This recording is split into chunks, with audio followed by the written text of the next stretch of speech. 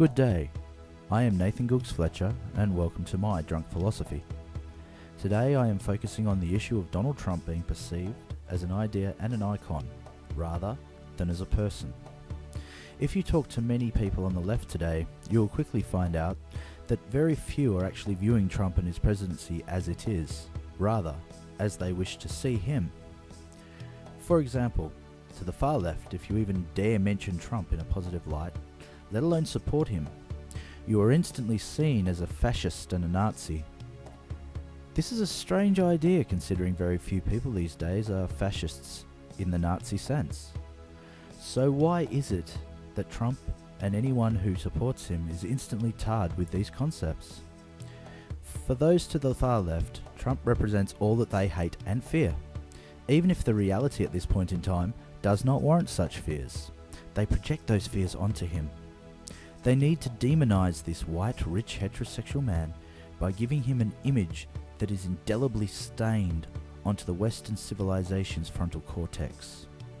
The image of a man whose hatred against the minorities of his society caused the Holocaust against the Jewish populace of Europe. A man who is synonymous with the Antichrist within Christian circles. An ultimate evil, if you will. Whereas they see themselves as the saviors of the Western civilization. They are the proverbial Perseus who will slay the mighty Gorgon of oppression. They are the David facing the power and might of Goliath that seeks to destroy them. Of course, this could just be hyperbole on my part. However, if we look at the examples of the rage and hate directed towards Donald Trump and his supporters, or those who agree with some of his policies, we see the reaction in the form of violence in the streets and riots without any other intention than controlling free speech, and in some cases now, even to the extent of declaring war on those who oppose their ideals. This plays into the mythological themes of the hero or superhuman versus the nemesis or the dehumanized. Have you ever wondered why in ancient and modern tales, more often than not, the hero of the piece is explained with great depth and you truly identify with the character? Or the dastardly nemesis, who is an enigma cast as the pure evil that the hero must overcome? If we take a modern example, let's say the first Star Wars movie, Episode 4, it focuses upon a young, good and wholesome man who is tired of being on the farm and yearns for adventure. We identify with this young man's yearning and good character, for we see ourselves as people of good character and have felt the yearning for escape of our existence at some stage in our lives, if we don't feel that now. On the other hand, we have the dastardly evil character who hides behind a mask and wears a black suit, who gives his demands in the most authoritarian and bellicose way.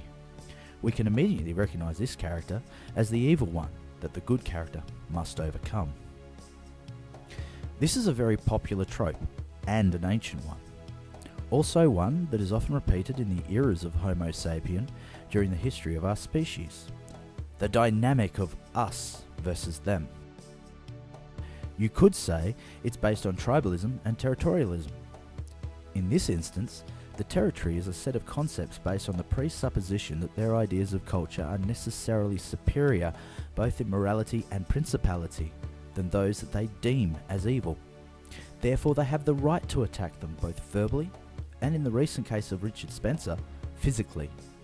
They also believe they have the right to deem what is good speech and bad speech, good thinking versus bad thinking. Until this point in history, however, the left had no one to be the focus of these hidden insidious plots that they felt had been raised against them. For example, the communists claimed that it was imperialistic powers and capitalism that kept them down.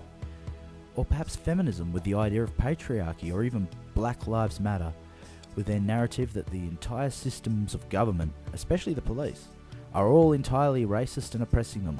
However, there's a problem with these ideas. They are all unfalsifiable. They can neither be proved nor disproved. Then comes Trump. The media and the far left instantly brand him with the following: the communist. Trump is a nationalist, patriot and capitalist, therefore stands against us and is our nemesis. The feminist. Trump is a man and an oppressor, He says he grabs women by the pussy, and we think he is changing the abortion laws. Therefore, he is the personification of patriarchy and our nemesis. Black Lives Matter. He is continuing gentrification of the places we live in, is threatening to remove people of colour who are in America illegally. And because he is white, he oppresses coloured people. Therefore, he is our nemesis. Unfortunately now, this means that they have their nemesis and are going to continue resorting to violent tactics and hyperbolic rhetoric. Indeed, it may be that it will now worsen for the next few years, either until they get their way or they are stopped. And all because of the way they have chosen to view Trump, as an idea and an icon, not as the fallible human being named Donald Trump, President of the United States of America. Thanks for joining me today. If you feel inclined, please like and share the video. Subscribe to my channel and please click on the bell icon to receive more videos. Have a great day. Cheers.